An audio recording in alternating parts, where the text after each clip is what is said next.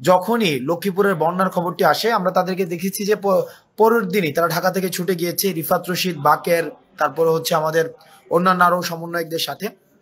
দুঃখজনক বিষয় হচ্ছে যে তাদের সাথে গতকাল রাত থেকে এখনো পর্যন্ত কোনো ধরনের যোগাযোগ করা যায়নি। এখনো পর্যন্ত কোনো ধরনের যোগাযোগ করা যায়নি তাদের সাথে। আমরা চেষ্টা করছি যে স্থানীয় আমরা ডিসির সাথে কথা বলার চেষ্টা করেছি, এসপির সাথে কথা বলার চেষ্টা করেছি, কিন্তু ওখানের যে পরিস্থিতি, মানে ওখানের যে সার্বিক পরিস্থিতি এমন পর্যায়ে এসে দাঁড়িয়েছে যে ডিসি বা এসপি কারো কাছে আমরা রিচ করতে পারিনি। অর্থাৎ ইন্টারনেট ব্ল্যাক আউট হয়ে গিয়েছে, মানে কমপ্লিটলি ব্ল্যাক আউট হয়ে গিয়েছে। আমরা চেষ্টা করছি যে সাকিবদের কাছে পৌঁছানো, আসিফ রিয়াদদের কাছে পৌঁছানো, মনোয়ারদের কাছে পৌঁছানো। আপনারা আপনাদের জায়গা থেকে আপনারা চেষ্টা করুন, আপনারা আপনাদের জায়গা থেকে আপনারা চেষ্টা করুন। আর গুজব, দয়া করে গুজব ছড়াবেন না। এমনি জাতীয় সংকটটি নিয়ে আমাদের হচ্ছে বেশ কষ্ট করতে হচ্ছে।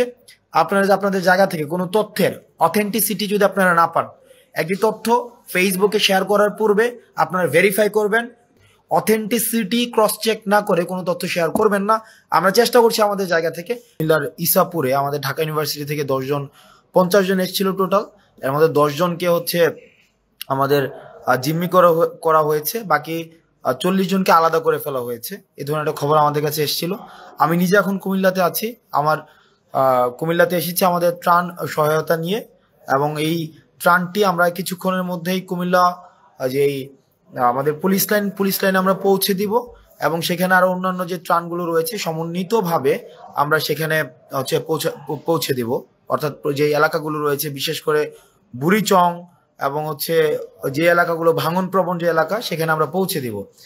এখন বিষয়টি হচ্ছে যে কুমিল্লার যে বিষয়টি দাঁড়িয়েছে, আমরা এখানে স্থানীয় যিনি এসপি রয়েছেন ওনার সাথে আমার ব্যক্তিগতভাবে কথা হয়েছে এবং ওসিকে সেখানে পাঠানো হয়েছে। সর্বশেষ খবর পাওয়া পর্যন্ত ওনারা যেটি জানিয়েছেন, এই খবরটি যার মাধ্যমে পেয়েছেন, যে নাম্বারটি দেওয়া আছে তাকে রিচ করা যায়নি।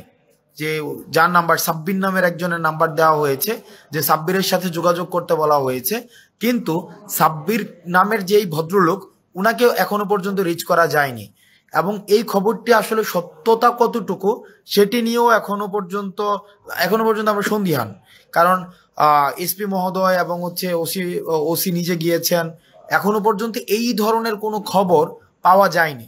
তো অনেকে ভাবছে হয়তো যে তাদেরকে ডাকাত সন্দেহে এলাকাবাসী হয়তো আটক করেছে। ওই যে 50 জন ওখানে রয়েছে, এইটি সত্যতা এখনো পর্যন্ত নিশ্চিত করা যায়নি।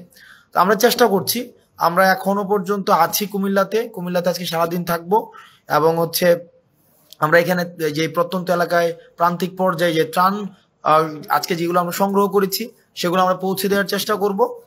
এবং অ্যাট দ্য সেম টাইম আমরা যে কাজটি করব সেটি হচ্ছে যে যাদের খবর এসেছে যে ইসাপুরে হচ্ছে যে তাদেরকে আটক করা হয়েছে, তাদের পুনরুদ্ধারের জন্য, তারা যদি আসলেই মূলত আটক হয়েও থাকে, তাদের পুনরুদ্ধারের জন্য আমাদের যেই প্রচেষ্টা রয়েছে এবং আইনগত যে বিষয়গুলো রয়েছে সেটি যেন নিশ্চিত হয়, সেই কাজটিও আমরা করব।